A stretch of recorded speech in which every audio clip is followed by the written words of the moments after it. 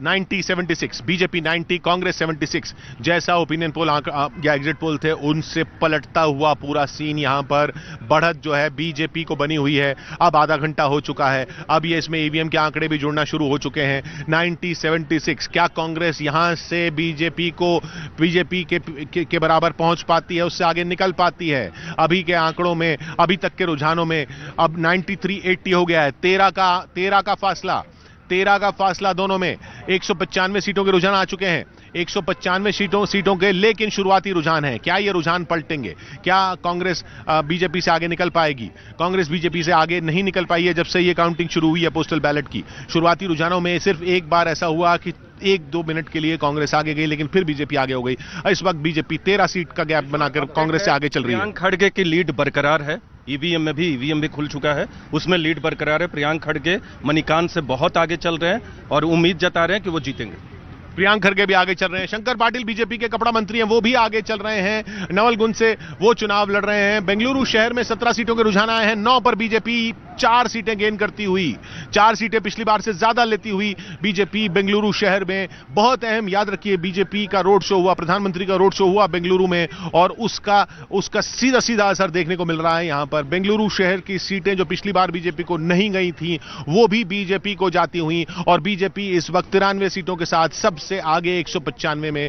80 पर कांग्रेस पीछे बीजेपी से। श्रीराम सेने के अध्यक्ष जो हैं प्रमोद मुतालिक, वो कारगिल से पीछे चल रहे हैं। येदियुरप्पा के बेटे राजेंद्र जो हैं वो आगे, उन्होंने लीड बना ली है। उनका पहला इलेक्शन है और वो लिंगायत बीजेपी लीड कर रही है।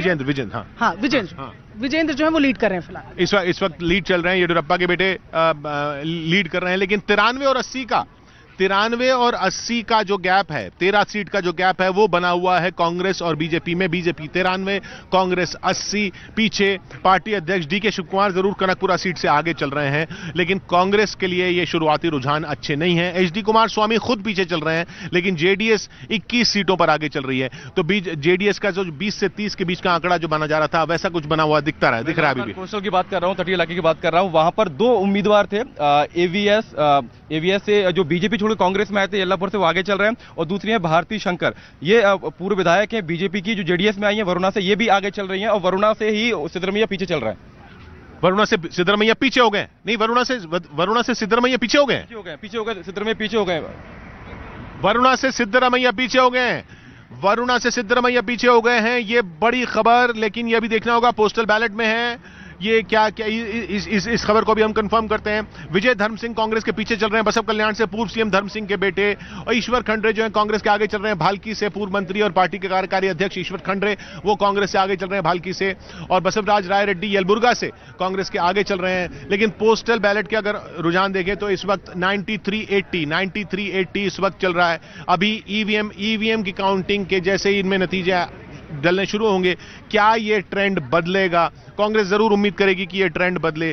क्या ये बदलता है? क्या ये ट्रेंड बदलकर इतना होता है कि बीजेपी का और कांग्रेस का गैप कम हो जाता है, या बीजेपी और कांग्रेस का गैप पलट जाता है? ये देखना होगा। बहुत दिलचस्प इस वक्त लड़ाई। राज्य के कपड़ा मंत्री आगे चल रहे हैं, नवलगुंज से राज्य के कपड़ा मंत्री आगे चल रहे हैं। जगदीश शेट्टर की जगह जिनको टिकट मिला था हुबली धारवाड़ मध्य से, उस सीट पर बीजेपी पीछे चल रही है। अब ये 94 और 82 का 12 सीटों का गैप हो गया है बीजेपी और कांग्रेस के बीच में। 200 से ज्यादा सीटों के रुझान आना शुरू हो गए हैं। 200 से ज्यादा सीटों के शुरुआती रुझान है। 94 बीजेपी, 82 कांग्रेस, 22 जेडीएस, यानी जेडीएस की भूमिका अहम रहने वाली अगर ऐसे ही रुझान जो है आगे नतीजों में तब्दील होते हैं। लेकिन याद रखिए, अभी से कांग्रेस के निवेदित तलवार लगातार पीछे चल रहा है। निवेदित तलवार, मार्गरेट तलवार, कोस्टल वाला, यस, मार्गरेट तलवार के बेटे लगातार पीछे चल रहे हैं, तो वो अपने आप में अच्छी खबर नहीं कांग्रेस के लिए। लेकिन बीजेपी ने